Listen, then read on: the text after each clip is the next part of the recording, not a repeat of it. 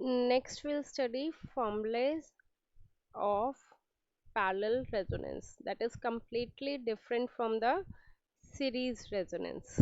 Okay, so in case of series resonance, Fr is equal to 1 by 2 pi root LC, right?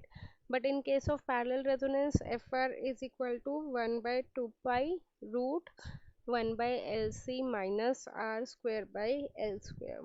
Okay, in case of series resonance, Z is equal to R, but in case of parallel resonance, like this is for the parallel and this is for the series. In case of parallel resonance, Z is equal to L divided by CR. Okay.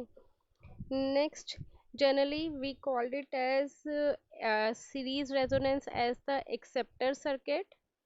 Okay, acceptor circuit, because and yes, and parallel resonance is known as rejector circuit. Okay, so sometimes they give you by a different name just to confuse the student, so you have to remember this name. Okay, in both the cases quality factor is same, no, there is no change in that.